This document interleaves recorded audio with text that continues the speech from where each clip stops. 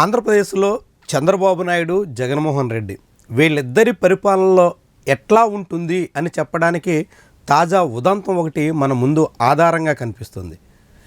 ఏ నాయకుడి వ్యవహార శైలి ఎట్లా ఉందో ఈ ఉదంతం తేట తెల్లం చేస్తుంది. వాళ్ళ పాలనా తీరుకి అద్దం పడుతుంది.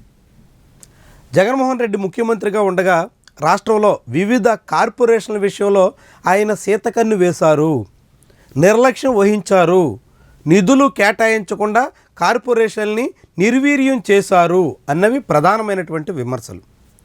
వివిధ SC welfare corporation, ST welfare corporation, BC welfare corporation, ఇట్లా వివిధ కార్పొరేషన్ల ద్వారా కొంతమందిని ఎంపిక చేసి వాళ్ళకి రుణాలు అందించి ఆ రుణాల్లో సబ్సిడీ ఇచ్చి వాళ్లకు ఉపాధి కల్పించడమే కాకుండా వాళ్ళు ఆర్థికంగా నిలదొక్కుకోవడానికి ఆసరాగా ఇచ్చేటువంటి సహాయం జగన్మోహన్ రెడ్డి హయాంలో దాదాపుగా నిలిచిపోయింది. కార్పొరేషన్ల నుంచి రుణాలు ఇచ్చేటువంటి ప్రక్రియ ఆగిపోయింది. దీని మీద అనేక అభ్యంతరాలు వచ్చినప్పటికీ కూడా ఆ ప్రభుత్వం తీరు మాత్రం మార్చుకోలేదు. కట్ చేస్తే ఇప్పుడు చంద్రబాబు నాయుడు పరిపాలన, ఈయన హయాంలో గతం నుంచి ఆదరణ పేరుతో బీసీలకు వివిధ వృత్తి పరికరాలు అందించడం, లేదంటే ఎస్సీలకు ఆటోలు, కార్లు వంటివి ఇవ్వడం, ఇలా వివిధ కులాలకు సంబంధించి ఆయా కార్పొరేషన్ల ద్వారా కొద్ది మేరకు కొద్దిమందికి ఎంపిక చేసి వాళ్ళకి రుణాలు ఇచ్చేటువంటి ప్రక్రియ, ఆ రుణంలో కొంత మొత్తాన్ని సబ్సిడీగా అందించేటువంటి వ్యవహారం చంద్రబాబు పాలనలో సాగింది. ఇప్పుడు మళ్ళీ అదే విధానాన్ని తీసుకొచ్చారు. ఇప్పుడు చూస్తే ఉదాహరణకి అన్నమయ్య జిల్లాలో 900 యూనిట్లు బీసీ కార్పొరేషన్ ద్వారా ఈ ఏడాది కేటాయించారు.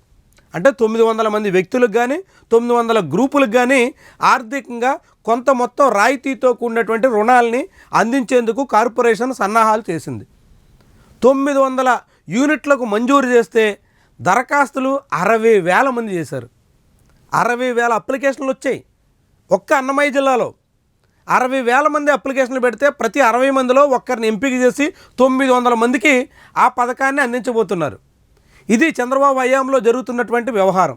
ఇదే జగన్మోహన్ రెడ్డి హయాంలో కార్పొరేషన్లు, రాయితీలు, సబ్సిడీలు ఇలాంటి ఏమీ లేకుండా ఆ కులంలోని అందరికీ ఏదో ఒక పథకం పేరుతో, అది ఈడబ్ల్యూఎస్ వాళ్ళ, ఎస్సీల, ఎస్టీల, ఏ కులం అనే దాంతో సంబంధం లేకుండా ప్రతి కులంలో ఉన్నటువంటి వాళ్ళకి ఒక పథకాన్ని ప్రవేశపెట్టి ఆ కులంలో ఉన్నటువంటి వాళ్ళందరికీ డీబీటీ ద్వారా కొంత మొత్తం ఆర్థికంగా అందించేటువంటి ప్రయత్నం జగన్మోహన్ రెడ్డి హయాంలో జరిగింది.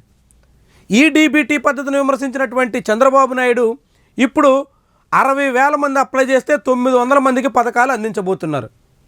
60,000 మందికి అప్లై చేసినప్పుడు 900 మందికి రాయితీతో కూడినటువంటి రుణాలు అందించడం శ్రేయస్కరమా, లేకుంటే మొత్తం అందరికీ ఎటువంటి పరిమితులు లేకుండా అర్హత ఉంటే చాలు అందరికీ పథకాలని డీబీటీ రూపంలో నేరుగా ఆర్థికంగా ప్రయోజనం అందించేసేటువంటి విధానం మేలా అన్నది ప్రశ్న.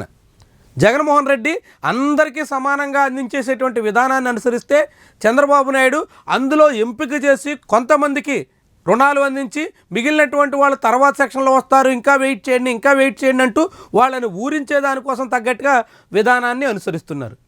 ఎవరి విధానం ఏంటి, ఎవరి విధానం శ్రేయస్కరం అన్నది జనం నిర్ణయించుకోవాల్సినటువంటి అవసరం ఉంది. వీళ్ళిద్దరి విధానాల వ్యత్యాసం మాత్రం చాలా సుస్పష్టంగా మన ముందు ఇప్పుడు కనిపిస్తోంది. ఒక అన్నమయ్య జిల్లాలోనే కాదు, రాష్ట్రం అంతా అన్ని జిల్లాల్లో కూడా 1000 మంది అప్లికేషన్లు పెడితే 100 మందికి పథకాలు ఇచ్చేటువంటి కార్యక్రమం సాగుతోంది. ఈ కార్యక్రమం వల్ల ఎంత మేలు జరుగుతుంది, మొత్తం అందరికీ పథకాలు పంచేయడం వల్ల ఎంత మేలు జరుగుతుంది, ఇది జనం నిర్ణయించుకోవాల్సినటువంటి అంశం. ఈ ఇద్దరి పాలనా విధానంలో ఉన్నటువంటి వ్యత్యాసానికి తార్కాణం.